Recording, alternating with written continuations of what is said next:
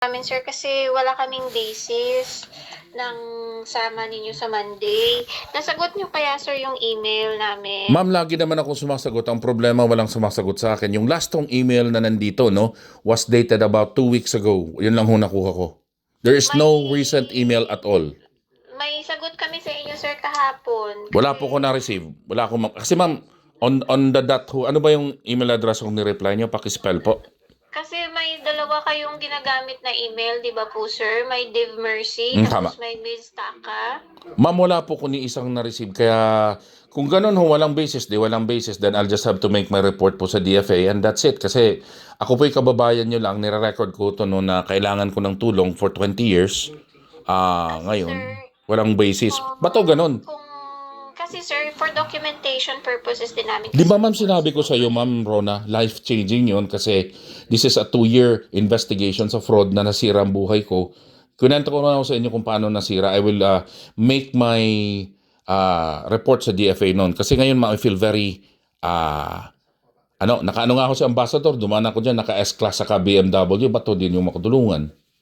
Sir, ganito po. Posible kaya, sir, na mapadala nyo kami ng case files ninyo, mga case summons, or yung letter from the police or court, sir? Ma'am, pinadala ko na ho yun. Matagal na mapapadala ko ngayon yun. Pero kung yung mangyayari ho is denial, wag na ho. Kasi we're wasting both our times, di ba ma'am? Kasi sir, yun nga po, sir. Kailangan namin ng something, document. Miss Rona, baka ho naantala ko kayo sa piyesta nyo dyan. Di ko ho alam nung Friday ngayon. So, okay lang ho. Wag nyo na akong tulungan. Siguro tulungan nyo na lang yung siguro kababayan natin na binugbog sarado ng asawa pero di nyo naman papapasokin sa embassy. Paano kaya yun? Pero, yun. Okay lang ma'am.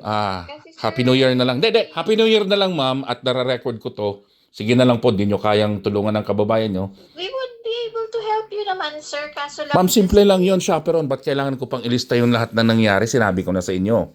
Tapos... Sir, kasi ganito po, kailangan, sir, ng tauhan dito sa embassy, nalalabas sa embassy during Ma'am, official why would I hours. do that? Nasabi nyo nga ako, hindi pwede. Pwede kong padala to lahat, pero lalong masisira ang ulo ko na ipadala ko to lahat. Sabihin lang ninyo, walang available. Ito na nga ho, nasabi ko na sa inyo yung gravity. Kailangan nyo pa ng evidence. Opo naman, sir. Kasi... Ma'am, napadala ko na ho eh. Hindi nyo natatanggap yung emails. Saan po ba, sir, na email ninyo pinadala po?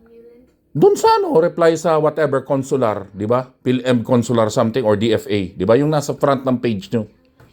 Okay? Saan, mati-check nyo? Ganito nga, Miss Rona.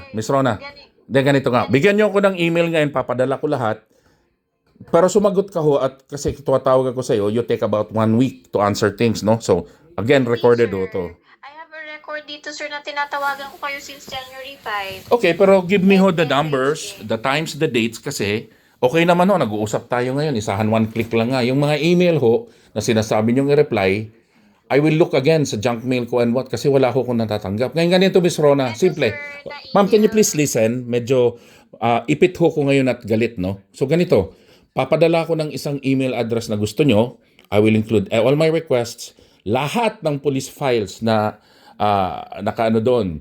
Now, ano ho yung ma-expect ko pag pinadala ko yan? Magpapadala ho ba kayo ng tao? Kasi, ma'am, kung wala naman sa puso nyo, useless po yun. Maging totoo ho tayo, wag tulad ng mga official natin, baka discayating na ganun. Wag na ho tayong ganun.